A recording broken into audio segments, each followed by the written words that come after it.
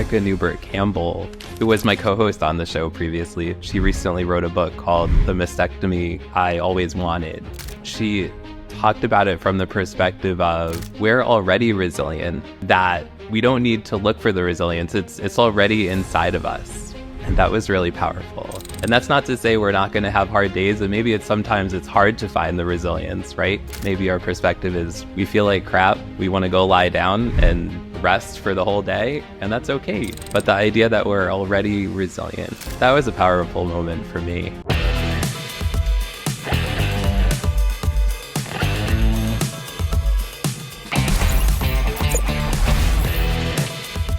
Welcome back, everyone, to the Sparks of Gratitude podcast. I am your host, Randy Sparks, and remember, we are grateful for you. You could be anywhere listening to anything, and you're choosing to listen to us. And today, us means a wonderful guest named Tim Sohn. Did I say your name right? Sohn. Sohn. Okay, Tim Sohn. Let me tell you a little bit about Tim, but I believe you'll be able to learn a lot of the significance of why I am so excited to have Tim on the show. So Tim is a cancer survivor, one of millions around the world. And many years ago, he can maybe talk to you about his diagnosis with cancer and overcoming that, and maybe feeling some guilt along the way of not being worthy of being called a cancer survivor. He's told me a little bit about that story, but keeping his diagnosis private for a long time. But he's helped recently connect a lot of other cancer survivors. He has a show called Showing Up: Perspectives on Cancer that's live streamed. So he's really the podcast pro. He does a live show, whereas mine's recorded. And so I think he's going to put me to shame in this conversation. But in his show, he allows a lot of his supporters to share their experience, struggles, triumphs, and help a community to heal through that. And that's a weekly show on LinkedIn and YouTube. Is that anywhere else? Also Facebook. Okay. So yeah, so there's a lot of places. We're going to put in the description here how everybody can access these, and it's great. But beyond his show, Tim has already written several books, 2 different books called Perspectives on Cancer, which may come up here. But most recently, in fact, this is hot off the press.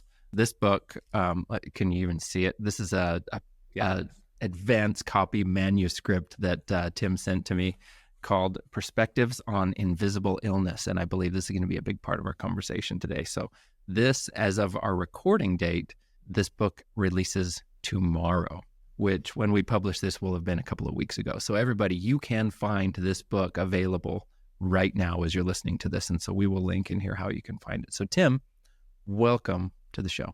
Thank you so much for having me, Randy. And I feel like we should give a shout out to Gina Anderson, because she's the one that connected us, right? Yes, definitely. And so Gina, if everybody, you can look back a couple episodes ago, I had an amazing conversation with Gina, which is how I met Tim, because Gina is actually one of the contributors in this book. And so maybe to frame that, Tim, could you explain a little bit the framework of this book, Perspectives on Invisible Illness, and how Gina and others fit into it? Hello, everyone. I want to thank you so much for listening to the Sparks of Gratitude podcast. If you like what you're listening to, will you please hit that like, subscribe to this, and tell us what you like about it in the comments. That'll help us get great guests and keep this thing going. Now back to our interview. Absolutely. Thanks for asking, Randy. So this book, Perspectives on Illnesses, is a book to let others know that they're not alone and to encourage them to share their stories when they're ready to. And some people might be wondering, what is an invisible illness anyway? So an invisible illness is really any illness that you wouldn't be able to tell externally. So like, say you're passing somebody on the street, or Randy is looking at me right now. He's like, except for the fact that he knows I have cancer, right? You probably wouldn't know. So invisible illnesses are really any illness that you wouldn't know externally when you meet somebody. And so this idea for this book pretty much came up because I was having a conversation with a friend maybe about a year ago, and we were talking about my cancer, which is chronic myeloid leukemia, blood cancer, which I was diagnosed with almost 18 years ago. It'll be 18 years next month. And he framed my cancer as an invisible illness. Some people might say an invisible disability or an invisible condition. And that was one of the things I thought about when writing this book, like what's the right wording, But Gina fits in this book because she has a story in the book about infertility. And I don't want to get too much into her story, but buy the book. No, I'm just kidding. I mean, actually, no, do buy the Well, book. we do want to encourage people to buy the book. We do want Can't people give to buy the everything book. away, people. Yes, absolutely. So that's pretty much a framing of the book. It's also, I have felt misunderstood in my cancer journey, especially by many people who are close to me. So I've gone through a journey myself of trying to have conversations with people about what I've gone through, in hopes that both maybe I can understand their perspective better, and hopefully they can understand my perspective better to the extent that they can. Okay. Well, I love that, and that you've brought people in like Gina and several other. How many contributors were there to this? Maybe 10 or 11 contributors to this book, where Yes, each there's 10 contributor shares their story of what their invisible illness is, and what the struggle was, and how they have navigated that journey, and where they have Yes. found strength to overcome some of those hardships. And so Yes. this is what I think is the joy of the book, is to open up some perspective, and to also see, well, how can somebody so gracefully travel through that pain? And maybe it's not gracefully, but at least from my outside perspective, that's what I see when I've read through these stories, because it doesn't minimize the pain that they've traveled through, yet it shows that they found the strength somewhere to be able to endure and come through it and continue to do so. Exactly. And the subtitle of the book is Living and Thriving Beyond What Can't Be Seen. So that's really a big part of the book as well, is yes, people telling their stories, but then what did they do, or what are they still doing in order to be living and to be thriving, even though many of the people in the book are still going through it, what they're going through in life. Well, and sorry, guys. Yeah, I'm sorry to interrupt you there. I thought you were done, but maybe could you share with us a little bit about your own story, because that's kind of the genesis of you going through your own, and then kind of keeping that secret and what that feels like. And then at what point, what caused you to be public about it, and then create a community to help others go through their challenges as well, particularly through cancer in your case? Yeah. So I was diagnosed with chronic myeloid leukemia in my 20s, almost 18 years ago. I had found out because I had some purple bruises on one of my legs. So I went to my primary care physician, and he said, you need to go to the hospital right away. I think he called me the next day and told me. So I went 2 hours away to Westchester Medical Center in Valhalla, New York. And I was in the hospital for 4 days, and they diagnosed me with this disease that has this really convoluted name, chronic myeloid leukemia. And they did this procedure called leukapheresis, where they siphon your blood. I had 400,000 white blood cells when I was admitted to the hospital. You're supposed to have somewhere between 5 and 10. So I was in the hospital for only 4 days. And then I was put on a treatment called Gleevec, which is a medication to treat the cancer. So I was on Gleevec for about 8 or 9 years. And then what happens is, over time, your body sometimes becomes immune to the medication you're taking. So luckily, there's other similar medications. So then I changed to another one, and then another one. There's been 4. One of them didn't agree with me, but there's been several. And it is amazing over the years, over the almost 18 years, how much medicine has advanced, that I'm so blessed that there's these different options out there. And you explained to me when we met first, I mean, we had some phone conversations and we've chatted, that you felt, I mean, this is 18 years and counting in your case, and some are not as fortunate. And you shared with me that you feel some, what would we call it, survivor guilt, For sure. because of that. And people say the word cancer survivor, and that, how did that make you feel to call yourself that? I think words are important when it comes to cancer, in terms of what you call yourself. Some people call themselves a cancer survivor. Some people call themselves a cancer warrior. Some people call themselves a cancer thriver. On the show, I use cancer warrior. But I have struggled over the years, because I've been blessed that you've nobody's ever been able to physically see my cancer from the outside. I've been really blessed that I haven't had many side effects to my medication, as well as just being sick from the cancer itself. So for about 15 years, I lived with chronic myeloid leukemia. I took a pill every day, and I pretty much lived a normal life. But then a few things happened, and we can talk about that, how I ended up sharing my story. Do you want me to go there now? Yeah, I'd love that. Sure. So a few things happened, and I'm not usually one that believes the universe is telling me something, but I believe the universe was telling me something. So what happened was someone named Steve Sullivan, he's since passed in the last couple of years, but he's an amazing man, and he was diagnosed with acute myeloid leukemia more than 35 years ago. And he posted a video on LinkedIn on National Cancer Survivor Day in 2021 and telling his story.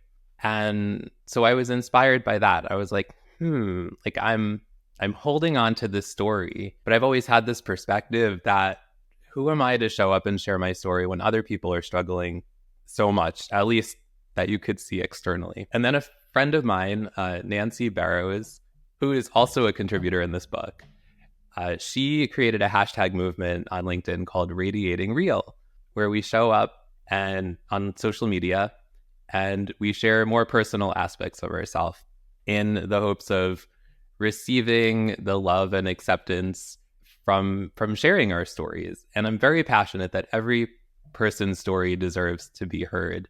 I didn't always have that perspective, but over time, as I've created the show and have conversations with lots of other survivors, patients, and supporters, my perspective has changed. I feel cancer is not a competition, right? And I've learned over time that by sharing our stories, and people like me who have had cancer for a long time, we provide hope to other people. I got a direct message on LinkedIn one day. This was maybe a year ago. And there was this woman, and she said, I was diagnosed with chronic myeloid leukemia today. I said, oh, and she said that she felt overwhelmed. And I said, well, do you want to get on a call? So we got on a call, and she said, I just found out today I have CML. I'm just overwhelmed. I don't really know much. I don't know what to do. Would you share your story with me? And I started out my story by saying, I was diagnosed with chronic myeloid leukemia 17 years ago. And she stopped me and she said, 17 years ago? Wow. And I said, yes, 17 years ago. And she's like, that's amazing. And by the end of the conversation, she said that her anxiety had went away. Because when we share our stories, we give hope to other people. And it connects us as human beings, right? There's so many people that have connections to cancer, whether it's a patient, a survivor, a supporter, whether it's a caregiver or whatever, family, friend. By sharing our stories, we can inspire other people, we can learn from each other, we can relate to each other, and we can give each other hope. Yeah, that's beautiful. And I believe that that's what happens when you opened up and you had the courage to begin sharing your story. That, I mean, man, I can't imagine what that would have felt like, as you feel all the weight and anxiety, and then suddenly, wait, 17 years ago? Like how that just cracks open hope and belief, and like, oh, like I'm not as afraid anymore. Yeah, it's definitely been an evolution over time sharing my story. The first time, I was so scared to share it. Well, I shared it. Yeah, can I ask you about that? Like, what were you so afraid of in sharing your story, and how does that align with others who have shared their stories in some of the books that you've written? You know, what is it that makes people afraid to open up about these unseen illnesses? For me, it was very much about, like I was saying before, who am I to show up and share my story when others have gone through worse? But there's also things like judgment. Like when you share your story, how is that going to affect the relationships you have, right? How is it going to affect the relationships you have with your friends or your close family or your extended family or colleagues? I would say that's like the biggest thing is the fear of judgment. And then also when it comes to work, and I write about this in the Perspectives on Invisible Illness book, is what do you do, or do you say when it comes to your cancer, whether you have a job, whether you're going to interview for jobs, which I started to do again recently. There's a lot of hard decisions when it comes to cancer, but I would say probably the number one fear is judgment. And for you particularly, and maybe you can even share some instances that others have shared with you, because you've spoken with so many and all these contributors. I'm curious about that fear of what might happen if I open up and share something. I fear that judgment. How much of that for you was like an anxiety of a perceived, maybe a judgment will occur? And then what was it actually like when you finally did? For me, I really did not think much about judgment when I first started sharing my story. Mm-hmm. It just kind of happened. A friend of mine, Jenny Gold, had a show called Podcast Not Podcast. And it was a show where people shared their stories about different autoimmune conditions. And it all happened very quickly. And she invited me on the show. She had known that I had cancer. I had shared that with her at some point. Not many people had known at that point. But I just took the leap. And so many amazing things have happened as a result of sharing my story, as well as other people that have been on Showing Up Perspectives on Cancer.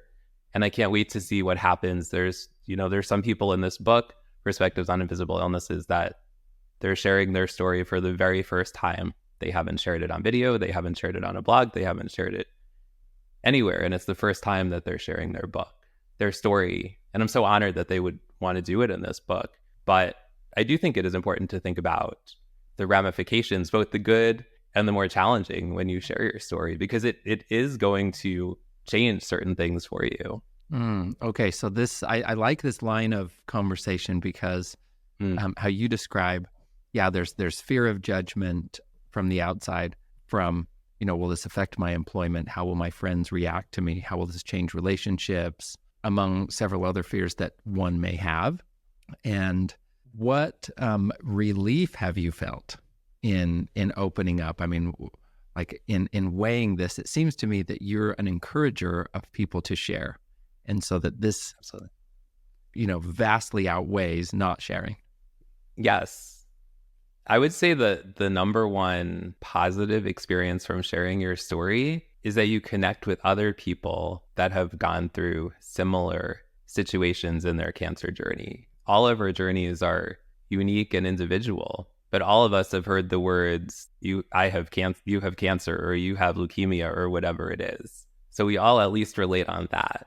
And I just feel there's a special bond in the cancer community, because we've all been through our journeys, and we can share our stories with each other, whether it's privately or publicly. And there's just a special bond there. And it just creates this, it's almost like having another family, like this special family of people who understand what you're going through to an extent, health-wise, which I never expected. I just kind of jumped into sharing my story out of nowhere in a matter of a few weeks. But it's been such an incredible journey the last few years, having conversations with people, building friendships, and many people I consider family that I've met over the last few years, whether it's sharing my story on other people's shows like yours, Randy, or through my own show.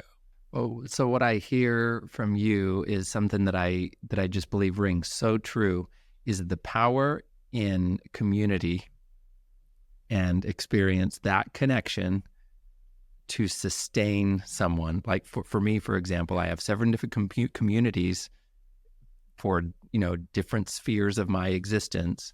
And through my darkest moments, I've had these communities to belong to. And this may be faith community for some people. This may be dear friends. This may be communities that have suffered through the same thing that I have. If there's people who have, addiction, they may have their support groups. There's communities like yours, where finding community where someone can be open and honest about what they're going through, the healing and support is just so powerful. But imagine the opposite of that. Whoever's listening to this, you may have comments on your experience, you who are listening, that you might feel isolated or alone because nobody knows what you're feeling and suffering. You don't need to feel that. there's a way to overcome that. And I think that what you're sharing, Tim, gives hope and encouragement for somebody to find that strength and community. I'd like to hear, I mean, of course, because in this book that is available to everyone, by the way, after this publishes, it's going to be available. So check it out. But maybe let's talk about some of the examples of stories and the ways that people have overcome some of these challenges in this new book. So maybe I'll kind of just highlight, or maybe I'll ask you, what are some of the types? Your first two books focused particularly on people with cancer.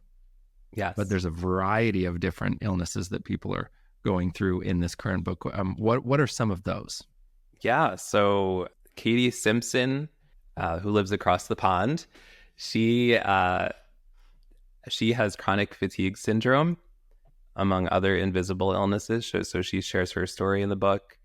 Andrea Sanchez talks about she has chronic anxiety and has for a long time. So she talks about her story and how she copes with that. Nancy Deborah Barrows, she has multiple invisible illnesses, from IBS to depression to other things as well. Michelle, whose last name I am going to struggle with greatly, but we're good friends. So yes, Michelle, she also has chronic myeloid leukemia. I met her through a project we worked on together with other cancer survivors, CML survivors. That was an incredible opportunity as well. We got to connect with other CML survivors in person in New Jersey. And then Nicole also has cancer as well. So yeah, and then there's other people, but you were asking specifically about non-cancer people, right? Yeah, well, and I think that's great, just to highlight that what people can see in your new book is people sharing stories from going through unseen cancer of different types, and anxiety, chronic fatigue, infertility, but several other things that have been tremendous struggles for people. And it's opened my eyes as I've read these stories to, I don't think I've ever been an insensitive person to people around me. Sure. Yet when some of these people share their stories, there's sometimes a sense of guilt or shame that comes with feeling whatever this illness is, and how they interact with others. And like you said, they're afraid of opening up about it. How are people going to react to me going forward? And so getting a glimpse into what is their experience. Exactly. And so it is pretty courageous for them to open up and be really vulnerable about some of these that are painful. But what I see through every one of these stories is people finding tremendous hope through all of them. So I'm going to give a couple of examples here. For one, Let's see who by name here. Let's see. It was Dee Burrell. Is that her name? So her contribution to this in suffering from cancer, I believe it was breast cancer. Her entire story is focused on gratitude. So of course I have to highlight that one. Of course. But gratitude and mindfulness. She said, and I'll quote, "Gratitude has emerged as my guiding light throughout my journey as a breast cancer survivor. It taught me not to overlook life's precious moments, appreciate each day, and find positivity even in the face of adversity." And that is a theme that has gone through this entire podcast since I began it from day one, is how gratitude has fit into people's lives. I continue over and over to hear people say that life does not happen to us, but it happens for us. And that gratitude is a core element of how people can travel through that, right? It's gratitude in the hard stuff. And it was such a beautiful how she explained how she went through and found gratitude. And she describes how she went through the day-to-day, hustle and bustle of life. And then the gift that she came out with through her journey through breast cancer was gratitude. I love that. And I feel like when you go through a cancer journey or another journey of adversity, right, no matter what it is, that your perspective is going to change or be added to as a result of your story.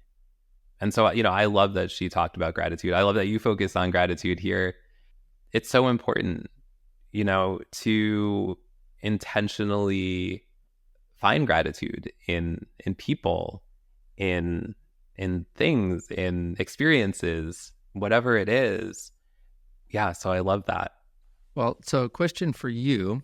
In the last few years, as you've been connecting and communicating with with all these people who now can share these experiences and have become friends and family to you, what are some of the things that you have learned that have strengthened you along the way? Some specifics that have sustained you through the struggle? That's a really good question, because these conversations are weekly with people. One I would say is one other thing that is part of showing up is we do an in-person event every year. And we just held one in October of 2024. And Erica Newbert Campbell, who was my co-host on the show previously, she recently wrote a book called The Mastectomy I Always Wanted. She talked about resilience at the event. And she talked about it from the perspective of, we're already resilient, and that we don't need to look for the resilience. It's already inside of us. And that was really powerful. And she did a whole activity around it. And so I would say that is one thing. We're all already resilient. And that's not to say we're not going to have hard days. And maybe sometimes it's hard to find the resilience, right? Or our perspective that day or at that moment is we're not resilient. Maybe our perspective is we feel like crap. We want to go lie down and rest for the whole day, and that's okay, right? But the idea that we're already resilient, that was a powerful moment for me. There's been some people on the show that talk a lot about health and about different alternative health options, different kinds of, whether it's like intermittent fasting or meditation or yoga or things like that. I've been trying to focus more on my health. I've had good days and less than good days, I'm sure, as we all do with our health, but trying to focus more on health and intentionally focusing on it, right? What else? There's been so many amazing shows, guests, that are just so inspiring. We've had a guest on the show. Her name's Gretchen Norling Holmes, and she's had cancer three times. And there's also somebody else who's been on the show recently, or who's been on the show in the past. His name's Howard Brown, and he just found out that he was diagnosed with a third cancer, acute myeloid leukemia. And just the mindset I find of people who have been through so much. We were talking about gratitude, right? Them having so much gratitude that they're still on this earth, and then also that they can help other people too, right?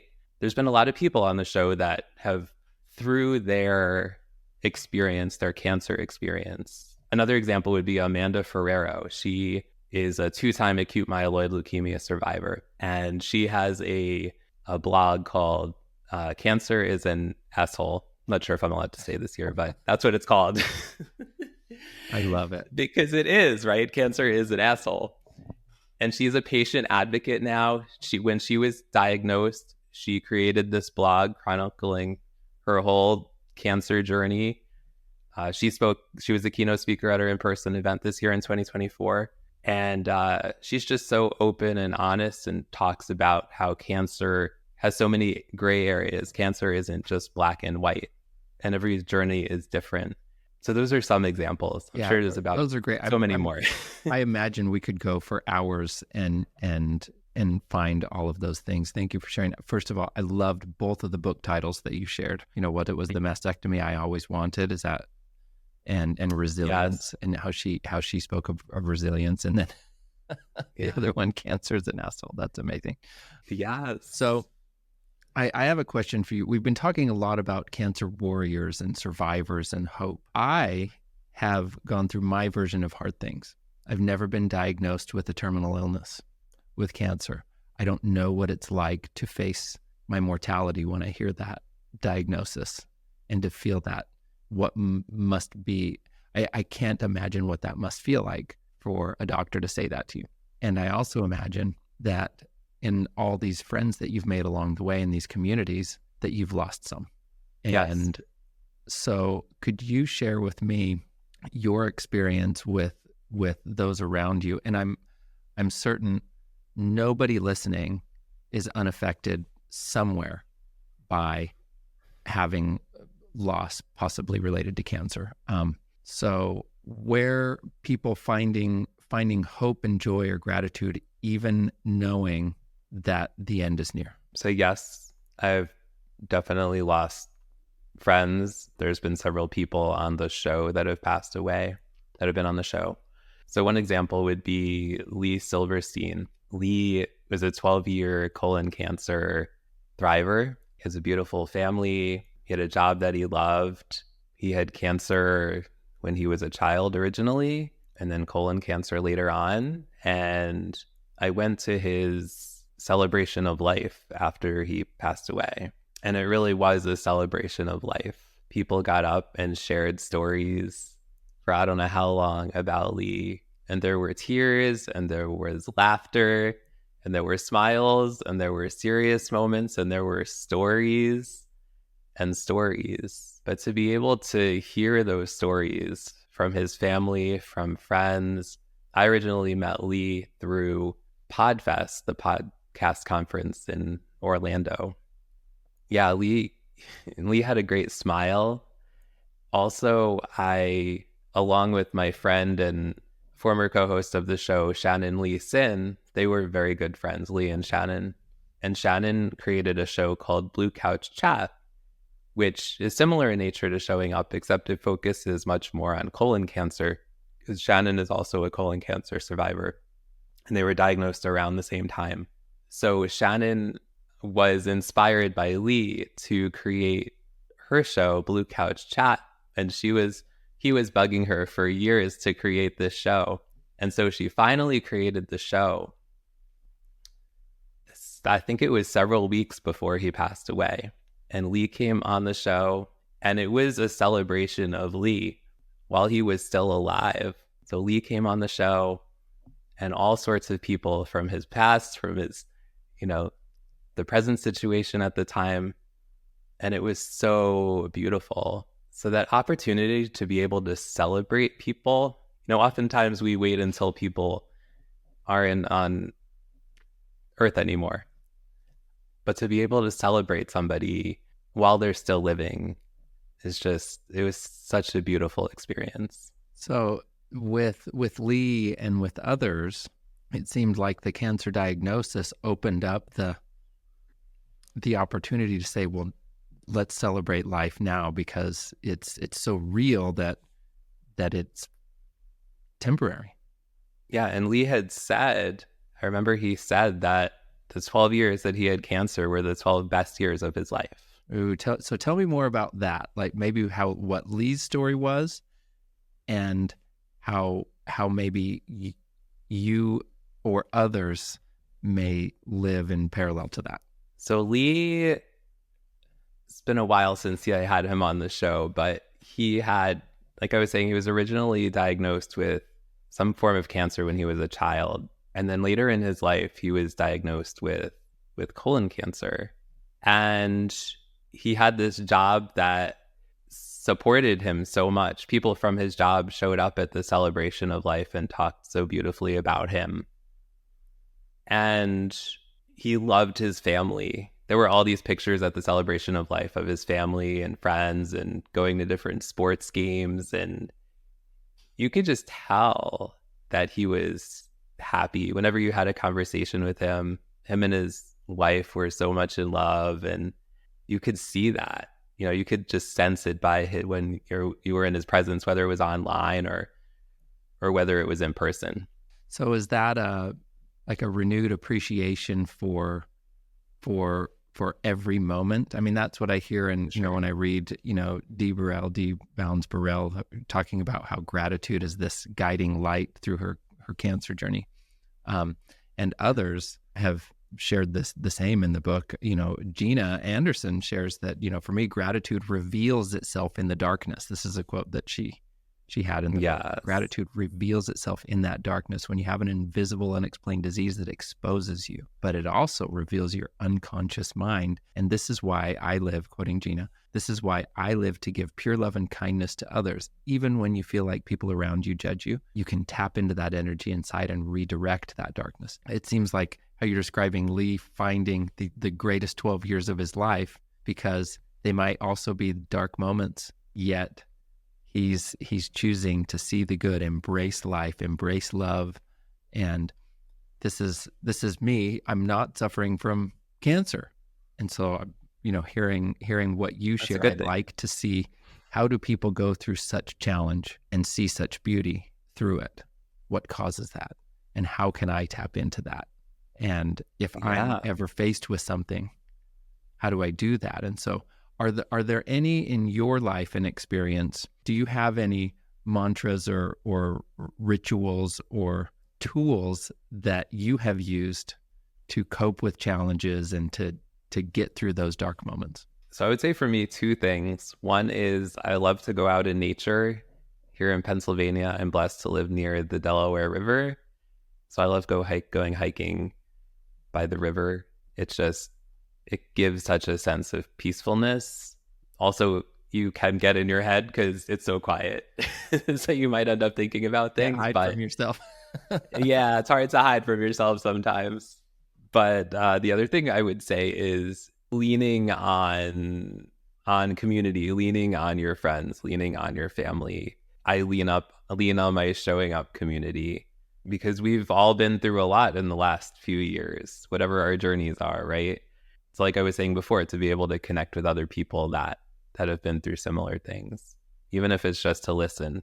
Maybe I had an appointment for my oncologist, then I was really worried that my leukemia numbers were going to go up and we would have to switch my treatment or something, right? It's nice to be able to have people that you can call or text or whatever to lean on, who are going to understand you in certain ways that other people wouldn't. Yeah. And do you ever feel like, I'm kind of hearkening back to you at the beginning of your story of feeling like, well, why me? Not feeling deserving of the title of cancer survivor. Does that ever become difficult to reach out? Because I'll describe myself. I won't project onto you. I will describe myself. I often won't reach out for help because I feel like I'm inconveniencing somebody. That, why me? I'm not worth it. I don't want to bother them. And yet, I probably very much need it, and somebody would be overjoyed to be there for me. Yet I am the one depriving them of an opportunity to serve me. Do you ever feel like that? Yeah, I felt that way for a long time. After I started sharing my story, my perspective changed on that.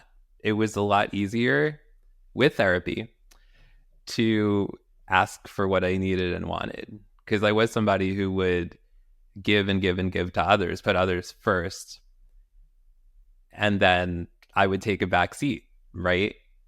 But through therapy, that conversations with my therapist have helped guide me through conversations I want to have with people. And some of those conversations are asking a lot of the time for what I need and want, and maybe a lot of the times definitely feeling uncomfortable about doing it without the support of a therapist or similar.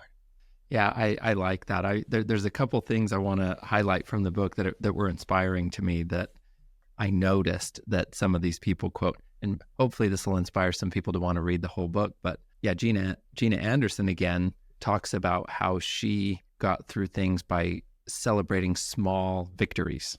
And she says, I've learned to celebrate all the small victories, like getting through a day without a major flare up, or finding a way to do something that used to be impossible, but celebrate the small stuff, and celebrate a win. I kind of have a parallel to that. Last night, my wife reminded me of something that we've heard before, is that anytime we're feeling challenge or struggle or down, or going through something hard is to remember that so far we have a 100% record of getting through our tough days. Yes. Like everybody So true. listening, remember that. You have a 100% record of getting through your tough days. All right? You're here. I love that. And measure back, look backwards and thank your younger self for all that you've done for yourself to get you to this point, right? You matter, you're worth it, you've done it, you're strong, you're resilient, you're here. You're already resilient, like Tim, you quoted your friend. Bertha Winston talks about in your book, and maybe you can kind of chime in on this, but these were just some things that I appreciated from the book, that community and support was so helpful for her. So in these communities, she didn't need to explain or justify her feelings. Everybody understood her unique blend of physical pain, emotional turmoil, and the fight for normalcy. So she found that in community. You were talking about how community matters, and you've created an opportunity for people to connect to these communities. Yeah. And if I could just jump in for a second, I feel oftentimes that, especially people who have invisible illnesses, that we feel misunderstood because people can't see our struggle, right? So the opportunity to be able to lean on community, to have conversations with people that get you, is just incredible. I went to this was an in-person event that I went to, put on by somebody else, and it was all CML survivors. And we're talking about different topics, and we're all just like nodding like the whole time, like, I get you. And some of us don't have that opportunity often to be able to do that. And it's such a special experience. And I think through the book, people are going to feel and know that they're not alone. And the contact information for each person is at the end of each book, each featured author. So I encourage everybody to reach out to the authors, because I'm sure they'd love to chat with you, and you could all learn from each other and maybe become family or friends. Yeah, well, and I encourage everyone to look up Tim Sohn, find him on LinkedIn, and look at the links in the description again, so you can find the book and find Tim. And I will share just a little bit about me. And I have a hard time, which seems strange. I'm doing a public podcast. I'm having these conversations, and this is a struggle for me, actually. Like it's hard for me to put myself out there. I feel like I do pretty well in one-on-one conversations, and I can open up. I've learned this over the years, and that I can find connection with people that way. But once a group gets bigger, I shrink. And when I'm feeling something inside, I'm very quiet about it. So I identify very much with your description of people kind of holding that in. And then I feel alone in a sea of people. And so I'm never the one to raise my hand and say, well, let me share, and just put it all out there. And so I appreciate that struggle exists of maybe not being understood. But always when I hear somebody else share their experience, and it's something that I can feel and nod, and I say, oh, I'm not alone. And then I can look around the room and say, well, what else does everybody in this room have inside them, that their individual struggle or joy, their highs and lows, and everybody around you has that. Everyone has their own struggle, their own wonder, their own story to tell, and inspiration to give. And if we can create an opportunity to hear them or share our own, think of who might be inspired from that. And so, Tim, I'm so grateful that you've created spaces, containers, and books, and for people to be able to share and find that community. I believe you're saving lives by giving people hope and community. And it's amazing. Yeah. So thank you. Thank you for having me, and thank you for creating this safe space where people can share their stories also. All right, Tim, any parting words of inspiration? What's one thing that someone can do today to overcome their challenge? One thing they can do is show up for themselves. Do something for yourself today. Go take a walk. go get a massage, go call a friend. Just do something for yourself, some kind of self-care today for yourself. Show up for yourself. Awesome, Tim. Thank you. I will do something for myself today. So thank you for that challenge. And everybody, please look up Tim Sohn. And again, remember, we love you. You matter. Thank you. Thank you for joining us today. And we will see you next time.